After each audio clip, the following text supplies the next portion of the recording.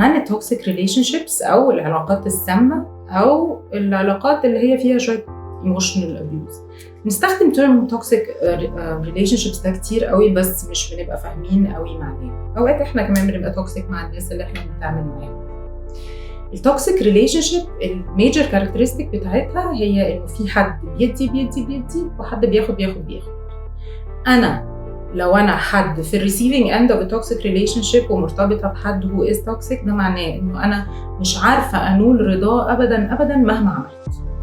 هو دايما طالب اكتر وانا دايما بلهث او بنهج علشان اوصله للحته ان هو يبقى راضي او هو يبقى مش بيلوم. شخص التوكسيك ده كثير اللوم جدا، كثير الاعتراض جدا، بيكريتيسايز بشكل مبالغ فيه، عمال على بطال، مش شايف انه في حاجه بتتعمل صح، دايما شايف انه في حاجه ممكن تتعمل احسن من كده، فبيلومني عليها على طول وانا بحاول اصلح اخطائي على طول. اللي بيحصل ان انا بفقد جزء كبير قوي من شخصيتي، بفقد ثقتي بنفسي، بفقد ثقتي في ذكائي، بفقد ثقتي في قدراتي. من ضمن اللي بيحصل الحاجات دي ان انا بتجرد من كل التولز اللي حواليا علشان تركيزي كله بيبقى في ارضاء الشخص ده.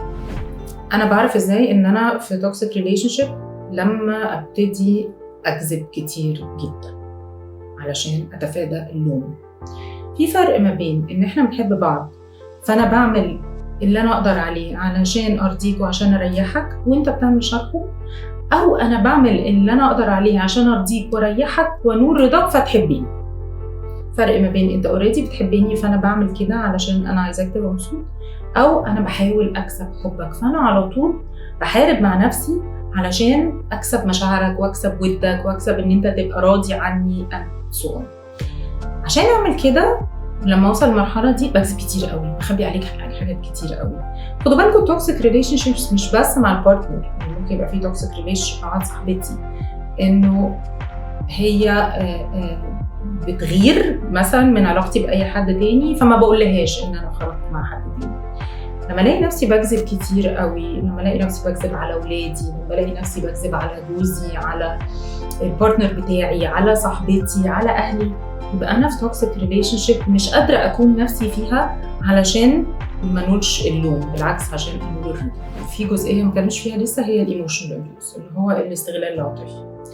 عادة الحد اللي بيطلب أو بيلوم كتير قوي على البارتنر اللي معاه بيبقى تحت مسمى أصلا أنا بحبك فمعلش بلاش تتكلمني في الخروجة دي قوي، لأن أوقات الكلام اللي انت بتقوليه ما بيبقاش ذكي جدا وبتاع، فمحدش عارف اللي جواكي قدي، فأحسن خليكي ساكتة عشان ما اضطرش ألم وراكي. أنا بحبك فبغير عليكي جدا كل الناس اللي حواليكي مؤذيين، كل الناس اللي حواليكي ما حدش بيتمنى لك الخير انكلودينج ماما وبابا واختك وصاحبتك وبتاع، فثقي فيا انا محدش بيحبك انت. انا بحبك جدا عشان كده اسمعي كلامي، لانه انت رايك مشكوك فيه شويه، مش انت غلطتي في كذا وكذا قبل كده، يبقى ما فيش داعي انه نكرر الغلط تاني. الايموشنال ابيوز كتير قوي بيبقى تحت بند انا بحبك. ايه اللي بيخليني اكمل في توكسيك ريليشن شيب؟ لما ابقى عارفه ان انا في علاقه سامه جدا او علاقه مؤذيه جدا، ايه اللي بيخليني اكمل فيها؟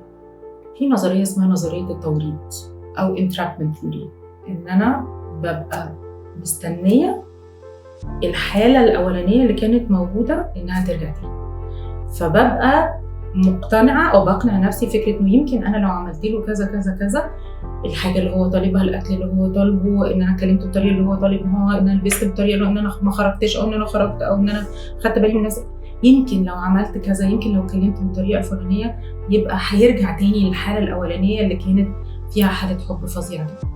حاجه تانية انه خلاص بقى يعني خدت عليه، هو اخد عليا، خلاص عرفت طريقه فخليني بقى ماشيه زي ما انا كده. حاجه ثالثه هي ان هو بيفقدني ثقتي بنفسي جدا، فبتبقى ثقتي فيه هو، فما بيبقاش عندي اي تخيل ان انا اعرف اقف برجلي لوحدي، انا صدقت اللي هو اقنعني بيه، فبفضل في التوكسيك ريليشن شيب.